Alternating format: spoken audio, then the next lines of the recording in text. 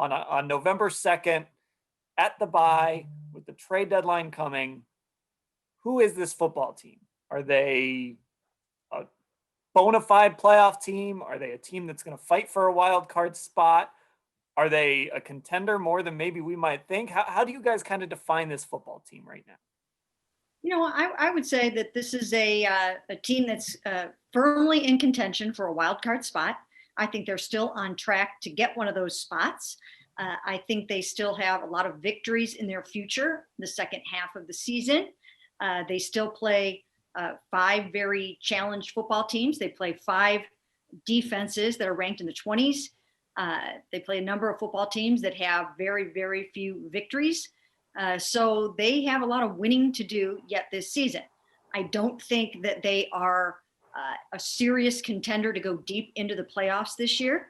I think the plan was for them to take that next step and maybe get into the playoffs. I set the bar at them winning a playoff game. So I still think they can do that depending on how they match up with their first opponent. But I don't necessarily expect them to be in the AFC Championship game or anything like that. I think that they hoped that this offseason would be one where they bolster the defense. This past offseason was one in which they surrounded Baker Mayfield with everything that he could possibly need to be successful. Next offseason, I think, was the opportunity to kind of do the same thing and add to the defense. So I don't think they're a player away from doing something amazing this year. Therefore, I don't think they're going to mortgage their future to go get like an Anthony Harris or something like that, who he isn't even having a great season as it is.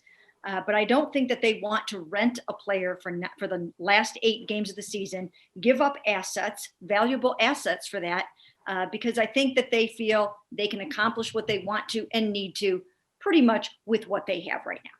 I agree with part of that. And here's the thing. It's like, what does random guy in a podcast want them to do? And what are they actually going to do? So like Mary Kay Cabot here's the informed take on probably what is actually going to happen.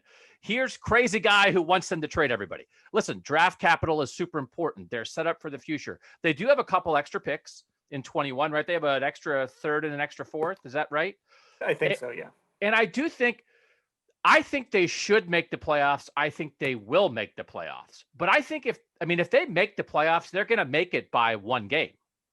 That winning or losing 1 game here over the last 8 games is going to be the difference.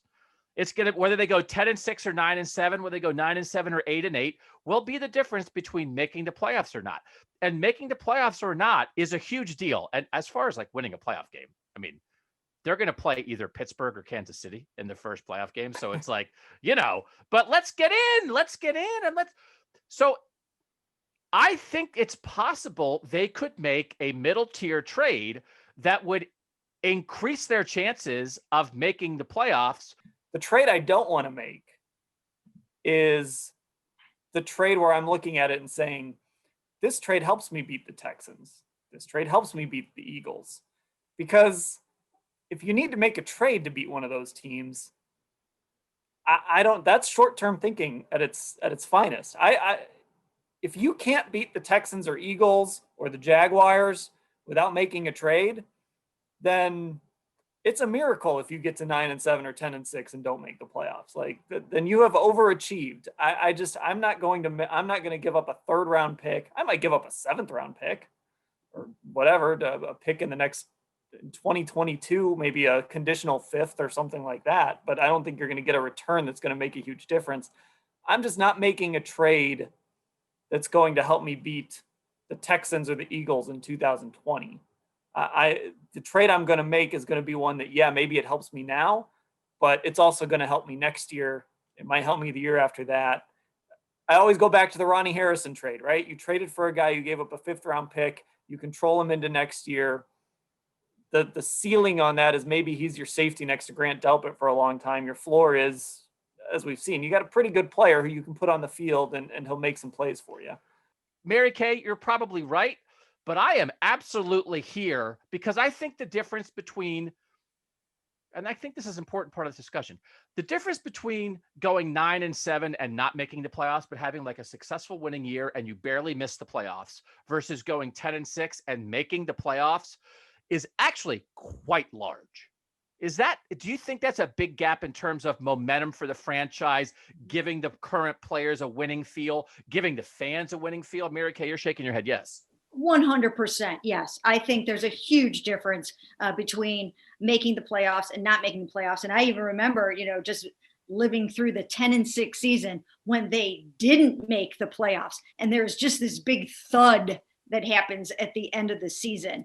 And so, yes, I absolutely think that just from a perception standpoint, a vibe standpoint, a free agent wanting to come here standpoint, and for many other reasons, making the playoffs legitimizes you, definitely. So you would trade a 3rd-round pick to guarantee a playoff spot then, right? That would be worth it. Now you can't do that. No, yes, I would. I'm not opposed to, I wanted them to trade for Yannick Ngakoue, and I would have done that last week. I mean, I would have done that, in a heartbeat. So that's not an issue. I would do it. I'm just saying, I'm thinking that they might end up just standing pat that's the vibe I'm getting. I don't know if it'll turn out that way because things change on a dime in the 11th hour. I mean, anything can happen between now and tomorrow at 4 o'clock.